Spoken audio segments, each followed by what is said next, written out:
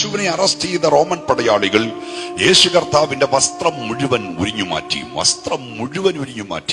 നിങ്ങൾ കാണുന്ന ചില ചിത്രങ്ങളിൽ അല്പവസ്ത്രമുണ്ട്. അത് ലിയാനോ ഡാവിഞ്ചി വരച്ച ചിത്രമാണ്. അത് ക്രൂശിക്കപ്പെട്ട സമയത്തുള്ളതാ. പക്ഷെ യേശുവിനെ അടിക്കാൻ കൊണ്ടുപോയപ്പോൾ അവന്റെ ദേഹത്ത് നൂല് വസ്ത്രമില്ലായിരുന്നു. വിശുദ്ധ ബൈബിൾ എനിക്കൊപ്പം നിൽക്കുന്നു. കാണുന്നവർ മുഖം മറച്ച് കളയത്തക്കവണ്ണം അവൻ നിന്ദിതനായിരുന്നു. ആദാമി വർഗം ഏദൻ പൂങ്കാവൻ നഷ്ടപ്പെടുത്തിയ തേജസ്സിന്റെ വസ്ത്രം തിരികെ നൽകുവാൻ നമ്മുടെ കർത്താവ് നമുക്ക് വേണ്ടി വിവസ്ത്രനാകും.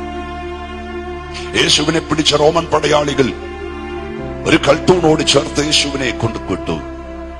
കൽത്തൂൺ ഉയർത്തി നിർത്തുക എന്ന് പറഞ്ഞാൽ രണ്ട് കൈകളും മുമ്പോട്ട് നിർത്തി തൂണ് നെഞ്ചത്ത് വരത്തക്കവണ്ണം യേശുവിനെ പിടിച്ചു വലിച്ചു മുറുക്കി കെട്ടി.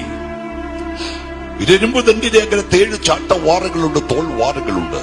ആ തോൾവാറിന്റെ അഗ്രത്ത്, ചാട്ടവാറിന്റെ അഗ്രത്ത് അസ്ഥി കഷ്ണങ്ങളുണ്ട്, ഈയക്കട്ടികളുണ്ട്, ചൂണ്ടക്കൊളുത്തുകളുണ്ട്.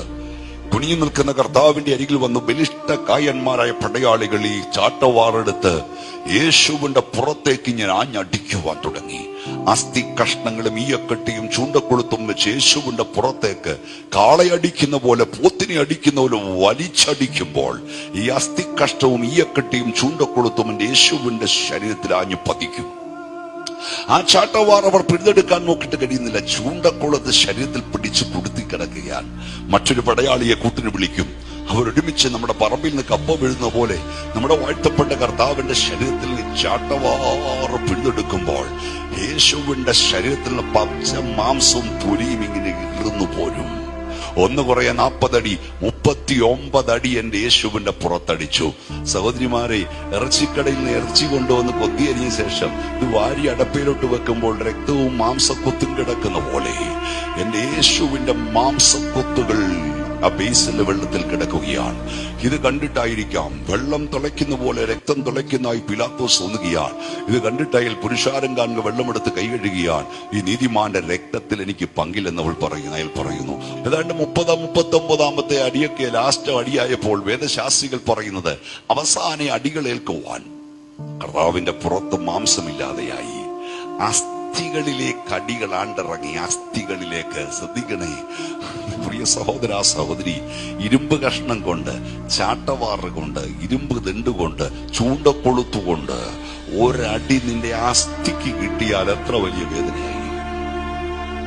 എന്റെ യേശു നിനക്ക് വേണ്ടി സഹിച്ചു. 39 അടി. അതാണ് വേദപുസ്തകം പറയുന്നു. ഒഴിവുജാലികൾ നീളത്തിൽ കീറുന്ന പോലെ യേശുവിനെ അടിച്ചവർ ഉഴുതു മറിച്ചു കളഞ്ഞു. യേശുവിനെ അതിനുശേഷം അവർ അവിടെ നിന്ന് പിടിച്ചെടുത്തു, പൊക്കിയെടുത്തു. 100 കിലോളം ഭാരമുള്ളൊരു കുരിശ് യേശുവിന്റെ തോളിൽ വെച്ചു കൊടുത്തു. വേച്ചു പറയ്ക്കുന്ന കാലുകളോട് യേശുവിനെ ഗൊൽഗോഥയിലേക്ക് പോകുകയാണ്. ഓരോ തവണ വീഴുമ്പോഴും യേശുവിനെ ചാട്ടവാറ് കൊണ്ട് അവർ അടിക്കും. പക്ഷെ യേശുവിന്റെ പുറം മുഴുവൻ കീറിക്കെട്ടു. ആ കീറലേറ്റ ശരീരത്ത് അവർ യേശുവിനെ മണ്ണോടുരുട്ടിയെടുക്കുകയാണ്. ആ വിലാപയാത്ര ഗൊൽഗോഥാവിൽ ചെന്ന് കഴിഞ്ഞപ്പോൾ യേശുവിന്റെ കുരിശുവാകി അവൾ നിലത്തിട്ടു. ഒരു അറവുകാരൻ താൻ കൊല്ലുന്ന മൃഗത്തോട് ദയ കാണിക്കാതെ അതിനെ പിടിച്ച് പൊത്തോ എന്ന് തല്ലുന്ന പോലെ എന്റെ യേശുവിനെ അവർ പൊത്തോ എന്ന് പിടിച്ച് തള്ളി. എന്റെ യേശുവിന്റെ തല പിടിച്ചവർ കുരിശിലേക്ക് കുത്തി. അവന്റെ കയ്യും കാലും അവർ വിരിച്ചു. കയ്യിലും കാലിലും അവർ കാലിലും പാണി ആഞ്ഞടിച്ചു കയറ്റി. എന്റെ കർത്താവ് വേദന കൊണ്ട് പൊളയുന്നു. 3 ആണി അടിച്ച ശേഷം ആ പാറയിൽ വെട്ടിയിരുന്ന കുഴിയിലേക്ക് യേശുവിന്റെ ശരീരം ഉയർത്തുകയാണ്. ആ കുരിശെടുത്ത് ഉയർത്തുകയാണ്. യേശുവിന്റെ ശരീരം ഇങ്ങനെ ഉയർത്തുമ്പോൾ വേദശാസ്ത്രികൾ പറയുന്നത് 3 ആണിമേൽ യേശുവിന്റെ ഭാരം മുഴുവനാകിയാൽ അങ്ങനെ തൂക്കപ്പെടുന്ന ഒരു വ്യക്തിക്ക് പിന്നെ ശ്വാസം വിടുവാൻ കഴിയില്ല, ഉച്ഛ്വസിക്കുവാൻ കഴിയില്ല. ഒരു വലിവുകാരൻ വലിക്കുന്ന പോലെ, ഒരു ആസ്മാരോഗി വലിക്കുന്ന പോലെ യേശു കർത്താവ് കാലിൽ കുത്തി പുറത്തേക്ക് ശ്വാസം വിടുവാൻ പാടുപെടുകയാണ്. ഓരോ തവണ യേശു ശ്വാസം പുറത്തേക്ക് വിടുമ്പോഴും യേശുവിന്റെ രക്തധമനികൾ പൊട്ടി രക്തം വിയർക്കുകയാണ്. നിങ്ങൾ കാൽവലേക്ക് നോക്കൂ പ്രിയപ്പെട്ടവരെ. എന്റെ യേശുവിന്റെ തലയിൽ അവർ കൂർത്തുമൂർത്ത മുൾക്കിരീടം വെച്ചടിച്ചു. യേശുവിന്റെ തലയിൽ മുൾക്കിരീടം വെച്ചടിക്കുമ്പോൾ അവന്റെ തലയോടുകൾ പൊട്ടി തലച്ചോറിനകത്തേക്ക് മുൾക്കിരീടമായിറങ്ങുകയാണ്. യേശുവിന്റെ തലയുടെ 4 വശത്തു നിന്നും രക്തം ധാരധാരയായി ഒഴുകുകയാണ്. നീര് വന്ന് വീർത്ത മുഖത്തേക്ക് അവർ കാർക്കിച്ച് തുപ്പി.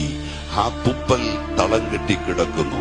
കാൽവറി കുലമരത്തിൽ കണ്ടാൽ അളത്തോന്നുമാറുവിരുവനായി, കൈകാലികൾ കാരിലും പാണികളാൽ കുത്തി തുളയ്ക്കപ്പെട്ടവനായി, കന്നത്തടികളേറ്റവനായി, കയ്പുവെള്ളം കുടിച്ചവനായി, മനുഷ്യവർഗത്തിന്റെ പാപശാപ രോഗ ദുരിതങ്ങൾ സ്വന്തം ശിരസിന്മേൽ വഹിച്ചുകൊണ്ട് കാൽവറിയിൽ പിടഞ്ഞു മരിച്ച നസ്രയനായ യേശുവിനെ ഈ രാത്രിയിൽ ഞാൻ ഇവിടെ ഉയർത്തുകയാ.